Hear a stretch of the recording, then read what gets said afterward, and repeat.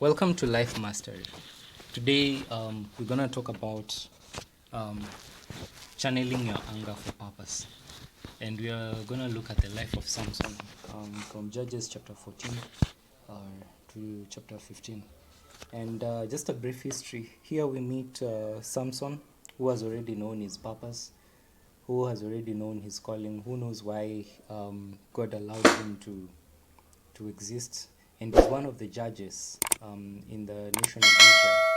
And the assignment that he carries is to deliver the nation of Israel from the captivity of the Philistines. And so he meets a woman, falls in love, goes and tells the parents that this is the woman that he loves from the Philistines. And we see in chapter 14 that God's hand was behind that. And one of the key things that are picked from that is that even if God has okayed for you to marry a specific woman, it doesn't mean that that woman is perfect and that she won't be subject to compromise, even to take you down, because still the devil is at work. And Samson at this point is still connected to the vine, is still connected to his purpose. And we see he meets the Philistines, and this was, I believe, prior to that, he was on the way together with the parents, and he fought a lion and killed it. And the parents did not know it because he did not tell them.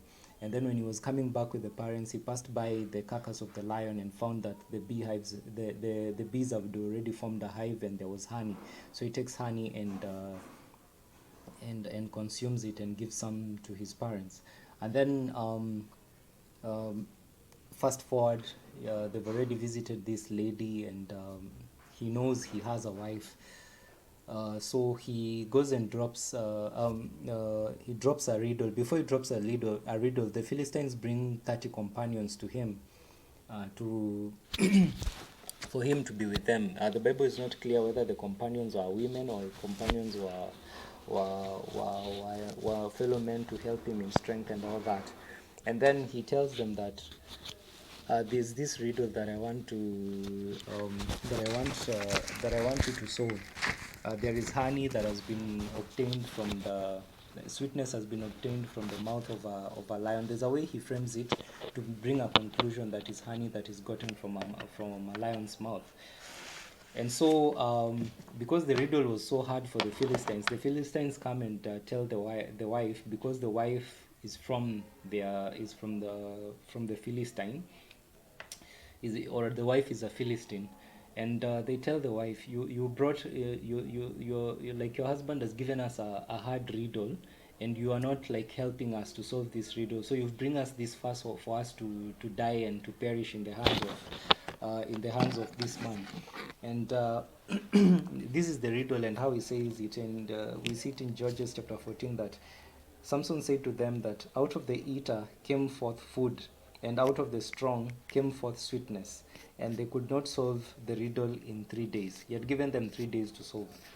And we see verse 15, on the 7th day they said to Samson's wife, who? The Philistines, because the wife is a Philistine, entice your husband to declare to us the riddle, lest we burn you and your father's house and your father's household with fire. Have you invited us to make us poor? Is this not true? Why are they talking about poverty? Because Samson had told them earlier on that that there will be there are garments that they're supposed to exchange. If he wins the riddle, he gives they will if they win the riddle, he will give them some 30 garments and apparel, something of the sort. And then if he wins, then they will have to give him together with to give him the 30 garments together with some additional gifts and all that.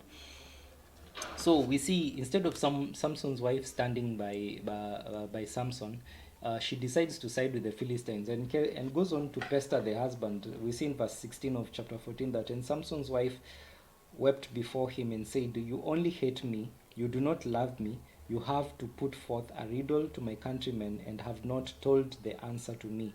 And Samson said to her, behold, I have not told my father or my mother, and shall I tell you? You see, those are manipulative tactics that we also see today. So she goes on to cry and try to play the pity party and the victim. I know most men have seen this. And verse 17 we see, and Samson's wife wept before him the 7 days their feast lasted. And on the seventh day, because of too much pestering, we call this nagging and all whatever, we see Samson's wife wept before him the 7 days their feast lasted, and on the seventh day he told her because she pressed him with entreaties. You see, the reason why Samson shared with her is because the lady pestered him and pressed him with entreaties. Then she told the riddle to her countrymen. But when you read up to verse 20, you see Samson knew that that his wife had already been compromised. But beyond that, beyond the lessons that we see from there, from that, before I forget it, one of the key things that is very crucial in this is, for a man, you need to stay loyal to your mission. You need to stay focused, knowing that even if your lady does not stand with you, you don't abort your purpose. And that we see what Samson did here before he. This is the wife that he chose to marry before meeting Delilah. Um, Samson was triggered to anger because of verse 20. Samson's wife was given to his companion, who was his best friend. And the father did this. He confesses in verse 15 that he did this thinking that Samson was already angry with the wife, that or hated the wife to the point that he did not want to see. And we see Samson here becoming a nice guy or a simpleton. In verse 1, where it says that, but some days later, in the time of wheat harvest, Samson went to visit his wife, taking along a kid as a token of reconciliation. And he said, I will go unto my wife in the inner chamber. But her father would not allow him to go in. The father of the lady did not allow Samson to go in. So think about this. This is a woman who has betrayed you to a point maybe she would have compromised for him to be killed and all that. She has sided with her people, and we see this a lot even in marriage, whereby the wife was not chosen to become one with the husband, chooses to side with the people. And the husband feels like every time he says something, maybe corrective or anything, or maybe points out an issue with the family of the wife sides with them and say, you are against my people, you are angry against my people, you don't want my people and all that. So it puts you in a place whereby you choose to keep quiet. You get. So Samson is caught up in this in the same place, but he chooses, instead of calling himself to action, he carries a gift to the betrayer, carries and takes a gift to the betrayer. This also indicates that the father was not even with him at heart, because the father chooses to take Samson's wife and hand him over to Samson's best friend. You get. Samson's wife was given to his companion, but Samson's wife was given to his companion, who was his best friend. You get. So the guy gets angry, and we see this in verse 2 to 4, where it says, and her father said, I truly thought you utterly hated her, so I gave her to your companion. Is her younger sister not fairer than she? Take her, I pray you, instead. So the father is choosing now for Samson the kind of woman that Samson should pick. And verse 3 we see, and Samson said to them, this time shall I be blameless as regards the Philistines, though I do them evil. This woman was kind of a peaceful pact between Samson and the Philistines. But now, because Samson has lost the love of his life, he grew angry and decided to take vengeance on the Philistines. So, with all that said and done, where am I going with this? Is to remind you that channel your anger to your purpose. And sometimes we tend to give power to the things that easily distract us. And especially for us men, we need to have laser focused, we need to have a laser focus. Those are the words that I'm looking at. We need to have a laser sharp focus. We need to be focused on the thing that is core. And that is our purpose and our mission here on earth. Anything else is a distraction. We will be triggered in most ways. Sometimes we'll face disappointments in different ways, like Samson, who loses the wife. But instead of he had reasons even to attack the father-in-law. But instead of doing that, he chose to channel his anger to his purpose. What was his purpose? To deliver Israel from the Philistines. So he took this anger as a form of vengeance to the Philistines. So for us, and good lessons that are good key characters that are coming to mind is people like Bill Gates and Jeff Bezos. Their values have gone up still, even after their marriages broke down. Why? Because of purpose, or focusing on the purpose and focusing on the assignment. I am not making this video as an attack towards women, but to speak to the man whom most of the time, when they meet a woman they love, they tend to substitute their purpose for the woman they love. And when they lose the woman, they lose both the woman and the purpose.